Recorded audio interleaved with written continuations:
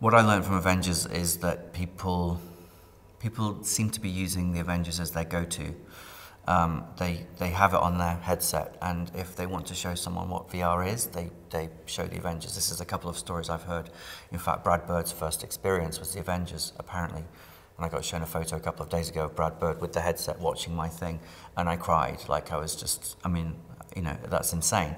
And so that's where I'm moving my work, is trying to be the go-to experience. So not the big 20-minute long adventure, or fun, bite-sized VR experiences where you can almost tailor-make your experience in a dinner party situation, for example. So I'm creating an app. I'm pitching an app to a book publisher, and they're very, very interested. I'm meeting them this week to hopefully seal the deal. I've taken a punt. They had no idea that they needed this app until I've shown it to them. And I think this is the most exciting thing about VR, is having an idea and being able to sell it very easily to a client that didn't know they need it. So it's a book publisher. It's an app where you would see experiences based on the books that they publish, and it's bite-sized, 30 seconds of this, a minute of that. There's one that's 6 minutes long, but basically I would make the films.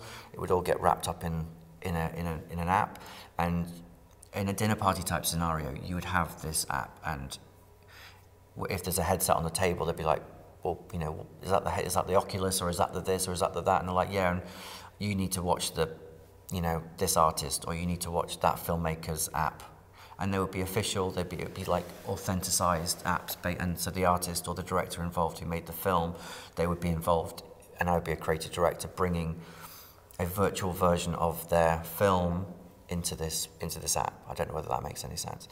I'm trying to be as non-specific as possible, and I've shown different people these experiences where I've taken a moment from a film, transposed it into the VR headset, and they've just, yeah, I mean, there's been tears. It's been extraordinary. So I definitely see that an interesting, exciting area.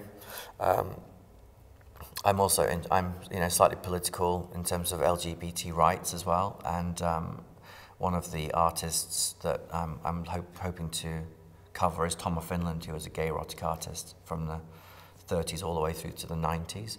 So I want to do the Tom of Finland app as well. I was there in LA last week, and I showed them the film that I want to make for them, and again, lots of tears, because they realize that we can change things with this.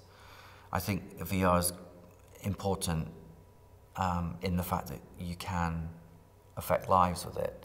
And you know, there's some amazing work going on where you can place people in certain situations, refugee camps, abortion clinics. You know, like the experience a woman goes into when goes through when running into an abortion clinic, and people throwing things at them. And there's lots of politicized experiences.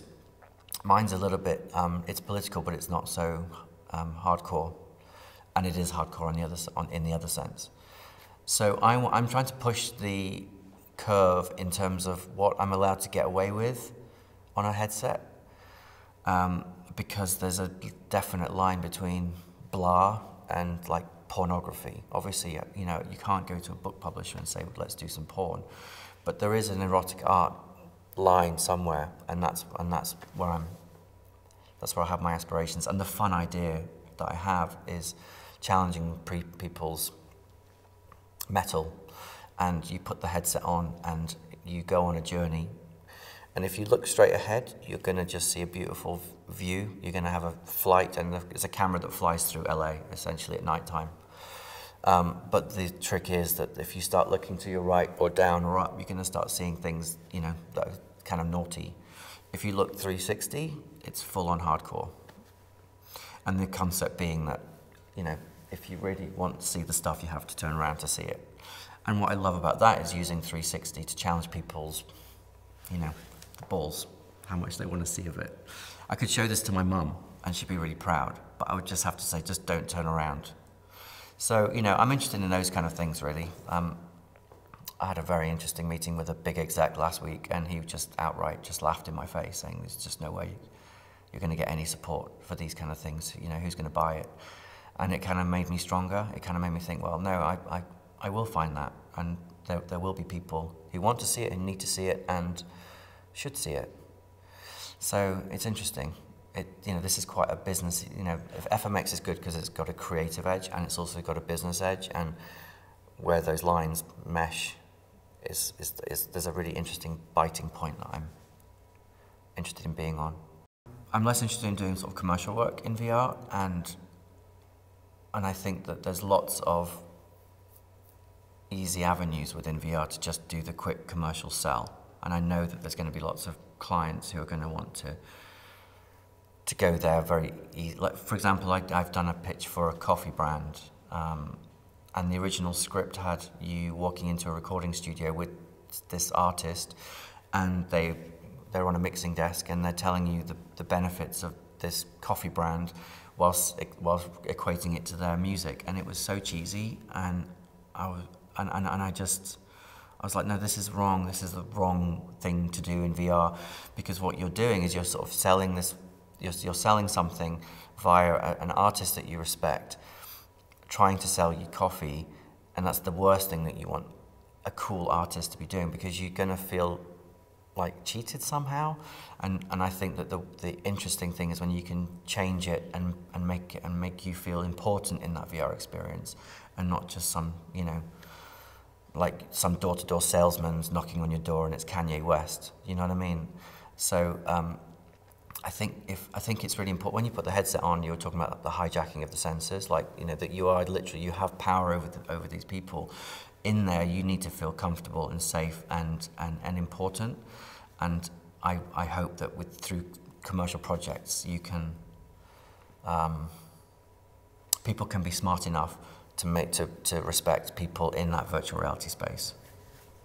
Well, I think the social aspect is an interesting one. I think it's going to be great when I can put my headset on and I can put my headset on my friend and we can do things together. It's very isolated at the moment, and I think the sooner we can get more people in the same space, the better, because it's just, you know, I worry slightly that, you know, it's like kids on iPads, you know, it's the thing that shuts them up. I worry that this is just going to turn everyone into even less sociable beasts. I'm working on a chess game with a company in Australia called Blowfish Studios.